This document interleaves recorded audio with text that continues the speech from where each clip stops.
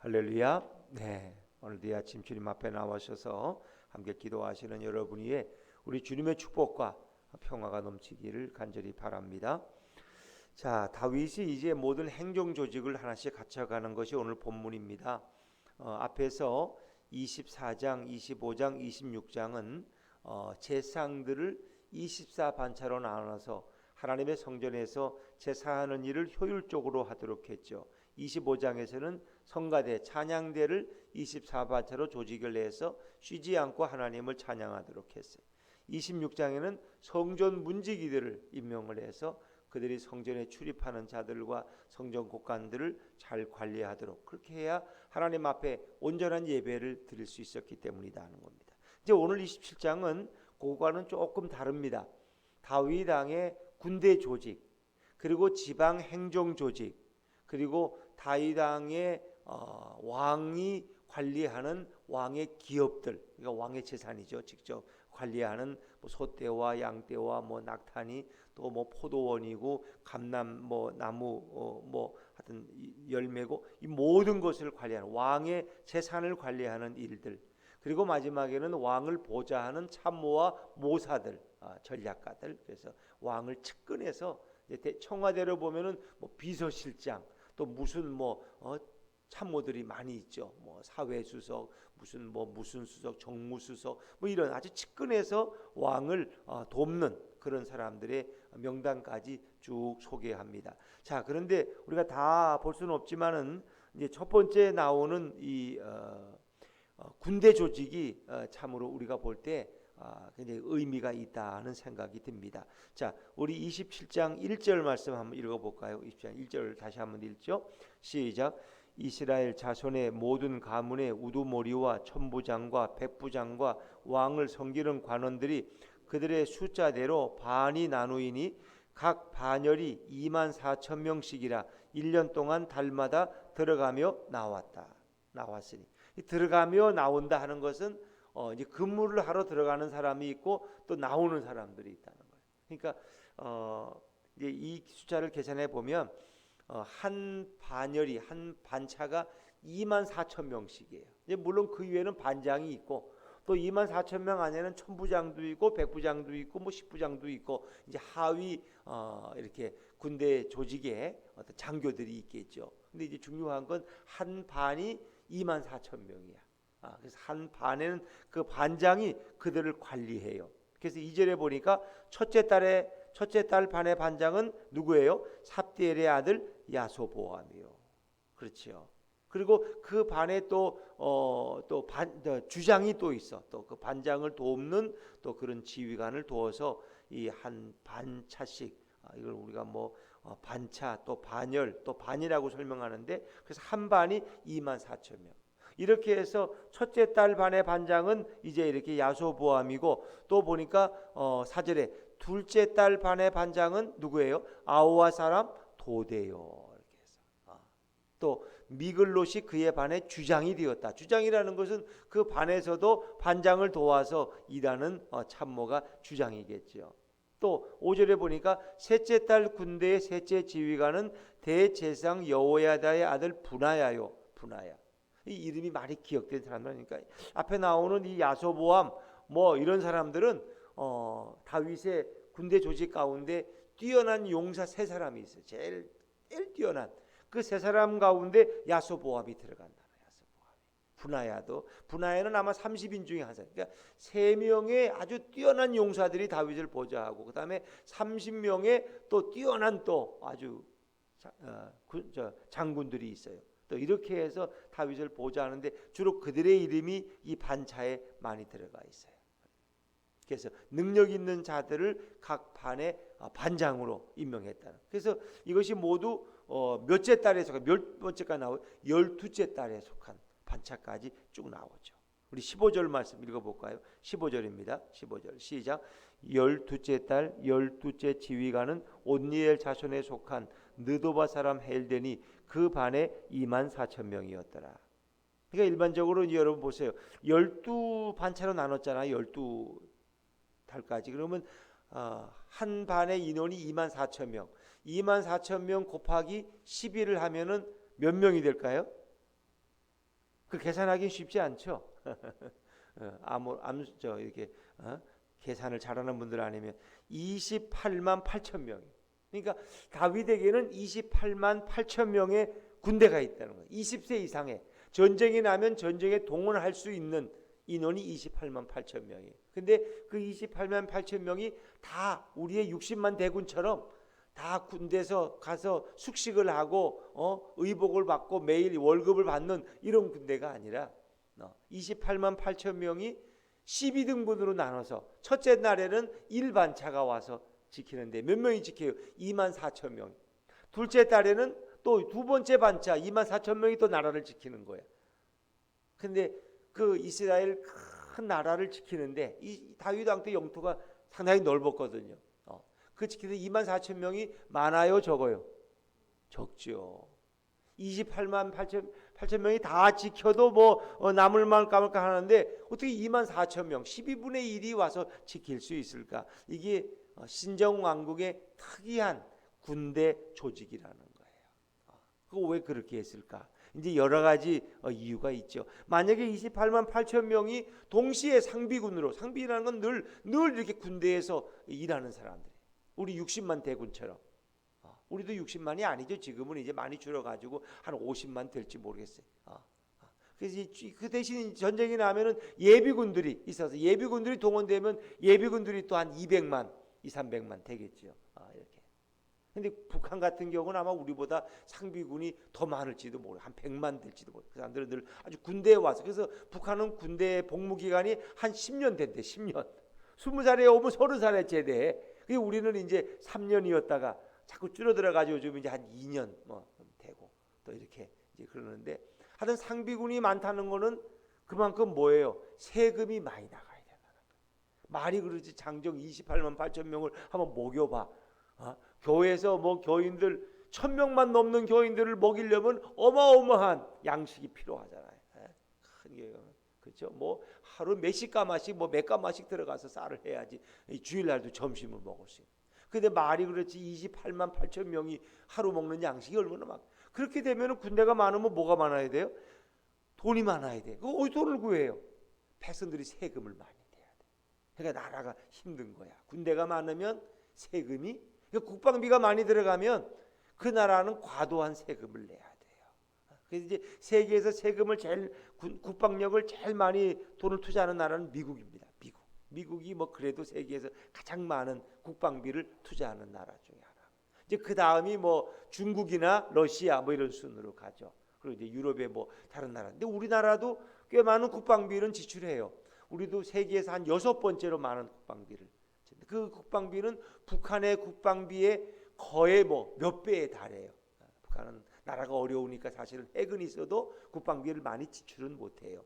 우리는 이제 국방비를 그래도 기존 많이 지출하는 나라 중에 하나다 하는 거예요. 국방비가 많이 지출되면 세금을 많이 걷어야 돼. 그 많은 장정들을 먹이고 입히고 월급을 준다는 건 쉬운 일이 아니거든요. 그렇기 때문에 과도한 세금을 걷지 않도록 어떻게 했어요? 28만 8천 명이 군대로 뽑힘을 받았지만 그들이 1년에 한 달만 나라를 지키는 거예요. 그러면 나머지 11반차는 뭐해요?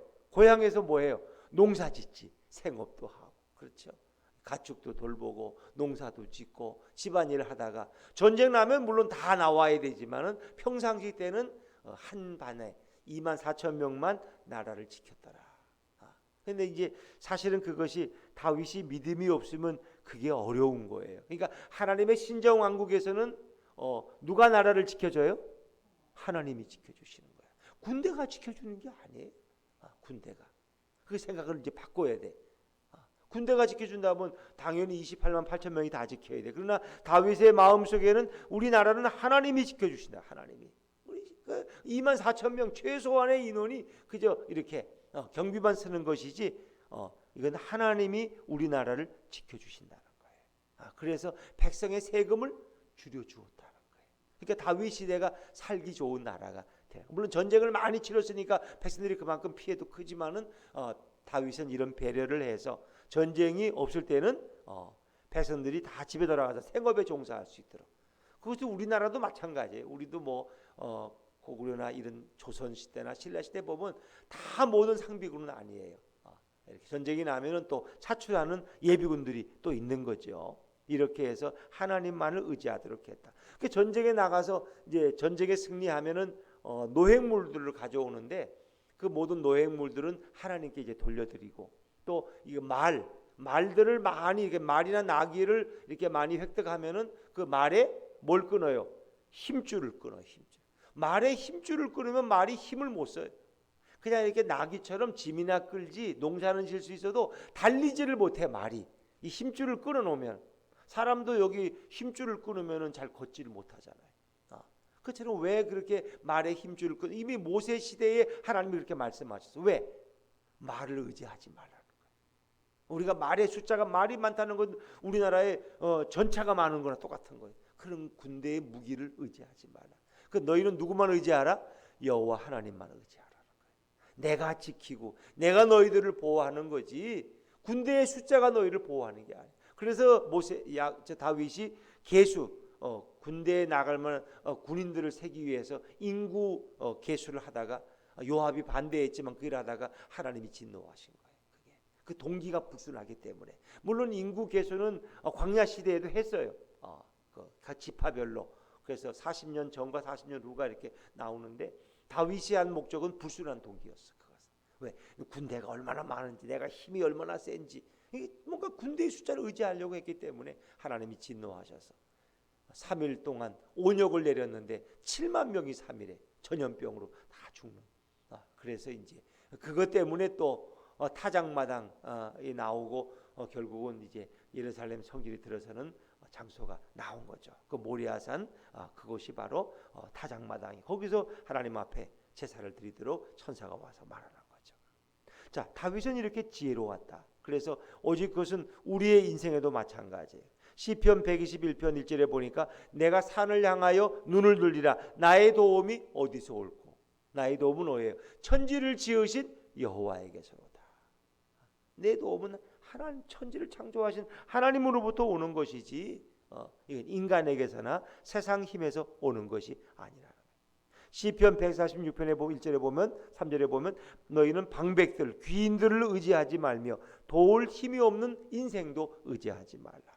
오직 하나님만을 의지하라는 거예요. 이제 그런 의미에서 12반차가 있지만 한 반차만 와서 나라를 지키지 다른 11반차는 다 생업에 봉사할 수 있었다는 거죠. 이것이 백성들의 세금을 줄이는 매우 효과적인 방법이었다고 말하고 있는 것이죠. 또 어찌 보면 다윗은 하나님이 허락하신 영토 위에는 욕심을 안 낸다는 거예요. 그러니까 하나님이 그 영토를 주실 때는 다 경계선을 줬어. 어디에 하맛 어기서부터 뭐 어디까지 이렇게 다 이렇게 영토를 경계선을 정해줬어. 이게 하나님 주신 이 가나안 땅이에요. 그래서 그 이상은 욕심을 내지 않아. 전쟁을 치르지 않아. 사람은 이제 욕심이 욕망이 절제가 안 되잖아요. 그래서 인간들은 자꾸 욕심은 끝이 없어. 그러다 이제 망하고 이제 그런 거죠. 그런데 하나님이 정하신 경계선 이외에는 다윗이 전쟁을 치르지 않습니다. 하나님이 허락하신 것까지만 정복 전쟁을 하고 끝내. 그 다음에는 이제 그 나라에 평화가 찾아오고. 그래서 적은 군대의 숫자를 가지고 이렇게 나라를 지키고 백성들에게 과도한 세금을 받지 않도록 하는 이런 모든 정책들은 바로 신정왕국에서 가능한 일이었다. 자, 그 다음에 이제 16절부터 소개되는 24절까지는 각 지파별로 지방의 행정 조직을 설명하고 있습니다. 주로 지파 체제로 우리가 뭐 므낫세 반지파, 뭐 무슨 요셉 지파, 뭐 스불론 지파 하듯이 이제 그런 지도자들을 정해놔서 그것은 각 지파는 흩어져 살았기 때문에 각 지방의 행정 조직을 설명하고 있습니다. 근데 거기에 이제 요압의 그 다윗에 대한 인구 조사의 내용이 잠깐 소개되죠. 잠깐 거기도 이제 하나님께서 거기에 대해서 진노하셨다 하는 말씀을 하는데 앞에보다는 많이 좀 이렇게 생략되어 있는 것을 우리가 알 수 있죠. 자, 23절, 24절 말씀합니다. 23절, 24절입니다. 시작. 이스라엘 사람의 20세 이하의 수요는 다윗이 조사하지 아니하였으니 이는 여호와께서 전에 말씀하시기를 이스라엘 사람을 하늘의 별같이 많게 하리라 하셨습니다. 수리아의 아들 요압이 조사하기를 시작하고 끝내지도 못해서 그 일로 말미암아 진노가 이스라엘에게 임한지라 그 수요를 다윗 왕의 역대지략에 기록하지 아니하였더라. 그래서 이 말씀은 역대상이라는 것은 제사장적 관점에서 기록했기 때문에 특별히 하나님의 성전을 사랑하고 하나님을 사랑했던 다윗에 대해서는 매우 우호적으로 기록했다는 거. 우호적으로. 그래서 다윗이 인구조사는 하는데 20세 이하는 하지 않았다. 그건 왜? 하나님의 말씀을 믿었기 때문이다. 왜? 하늘의 별처럼 바닷가의 모래알처럼 축복한다는 그 말씀 때문에 20세 이하는 하지 않았다. 무슨 20세 이하 안 한 게 뭐 잘한 것도 아니에요. 어차피 인구조사는 했지 20세 이상을. 그러니까 그러면서 다윗을 많이 옹호하는 듯한 그런 분위기가 역대상에서는 읽을 수 있다. 24절에도 결국은 조사를 마치기 전에 진노가 임했다. 근데 자세한 내용은 여기 생략되어 있어요. 그게 다윗이 잘못한 거죠. 하나님이 허락하지 않은 인구 조사를 하다가 그렇게 7만 명이 죽는 일이 생겼는데도 그걸 상세하게 기록하지는 않고, 하여튼 역대상 기자는 다윗에 대해서 매우 우호적으로, 왜? 다윗은 하나님의 성전을 사랑했고 언약궤를 모시는 일에 앞장섰고 하나님을 누구보다 사랑했던 인물이기 때문에, 그리고 신정왕국의 왕이었기 때문에 다윗에 대해서는 매우 우호적으로 기록하고 있다는 것이, 우리가 이렇게 성경을 비교하면 사무엘서와 역대상, 이 역대기서를 보면은 그런 차이를 느낄 수 있죠. 그 다음에 25절부터 30절까지 31절까지는 왕의 재산을 맡은 자들입니다. 왕의 재산. 그래서 다윗 왕도 개인적인 재산이 있었어요. 그래서 어떤 사람은 왕의 곡간을 맡고, 어떤 사람은 마을과 망대의 곡간을 맡고, 또 농민을, 밭가는 농민을 다스렸고, 또 어떤 사람은 포도원을 담당했고, 또 어떤 사람은 왕의 가축들, 감람나무, 뽕나무를 맡은 사람들, 또 그런가 하면 소떼, 또 여기 낙타, 나귀, 이런 양떼, 이 다 다윗의 개인 재산이에요. 이제 왕국의 재산인데 이건 왜 이런 걸 하느냐? 다윗이 무슨 욕심이 많아가지고 개인 재산을 이렇게 물렸느냐? 이제 그런 게 아니라, 그 나라라는 건 뭘로 운영돼요? 주로 세금으로 운영된다. 세금. 그런데 나라가 돈을 많이 쓰다 보니까 세금만 걷어가지면은 백성들이 너무 힘들어. 과도한 세금을 내야 돼. 그러니까 왕이 자기 개인의 이런 곡간과 가축들, 또 포도원을 가지고 있어서 거기서 농사를 짓게 하고 거기서 나는 수익으로 왕궁에 먹고 입는 것들을 상당 부분 해결했다는 거예요. 왕의 포도원이 있어서. 그래서 왕궁에서, 왕궁 안에 얼마나 많은 후궁들이 있고 얼마나 많은 군인들이 있어요. 그들이 먹고 마시는 것을 왕의 개인 농토에서 농사를 져서 해결했기 때문에 백성들에게는 적은 세금을 낼 수 있었다는 거예요. 그러니까 세금이라는 건 어쩔 수 없어요. 지금도 그렇고. 솔로몬이 성전 건축할 때는 세금을 많이 걷어가지고 그게 나중에는 원성이 되잖아요. 백성들이 솔로몬을 떠나는. 그러니까 이제 세금이라는 건 참 예민한 문제예요. 그게 미국이나 다른 나라에서도 세금 많이 내죠. 세금 많이 내면 그만큼 이제 복지를 많이 확장하는 거죠.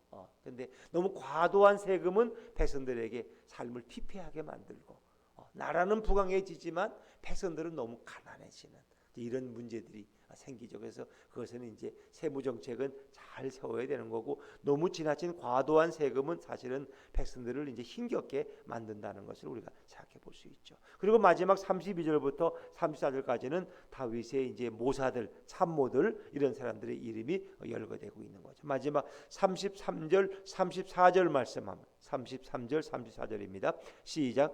아이도벨은 왕의 모사가 되었고 아렉 사람 후세는 왕의 보시 되었고 분하야의 아들 여호야다와 아비아달은 아이도벨의 뒤를 이었고 요압은 왕의 군대 지휘관이 되었더라. 근데 여기 보면 이제 기록적으로 보면은 이미 죽은 사람의 이름도 나옵니다. 그래서 이런 것들의 초안은 다윗 왕이 초기에 만들어 놓았을 것이다. 그래서 꼭 후기에 만들었다고 말할 수가 없어요. 왜? 이미 압살롬 난 때 이렇게 그쪽에 다른 쪽에 가담했다가 이렇게 죽임 당한 사람도 있고, 또 이렇게 초기에 생명을 잃은 사람들인데 그들의 이름이 다 이렇게 소개되는 것은 과거에 것들을 갖다가 다시 손질해서 새롭게 이런 조직으로 나라가 운영되도록 했다. 또 다윗의 모사들, 참모들은 현재 또 존재하는 사람들도 있었겠죠. 이런 배경들. 그래서 다윗이 이런 모든 군대 조직이나 행정 조직을 정비한 것은 하나님만을 의지하도록, 그러면서도 효율적으로 나라를 잘 관리하는 그런 의미였다 하는 것이죠. 결국은 우리가 하나님만을 의지한다는 건 뭐예요? 결국 예수님만 의지하는 거예요. 오늘 이 시대를 우리로 보면은 그렇죠. 세상의 권력이나 어떤 군대 조직이나 다른 것들을 우리 인생의 의지의 대상으로 삼지 말고 오직 하나님만 의지하고 예수님만 의지하라. 내가 산을 향하여 눈을 들리라. 나의 도움이 어디서 올꼬? 천지를 지으신 여호와에게서로다. 바로 그 여호와 하나님, 그리고 그의 아들로 이 땅에 오신 우리의 구원주 예수 그리스도만을 의지함으로 그분과 동행하는 정말 강하고 담대한 우리 모두의 인생이 되기를 주의 이름으로 축원합니다.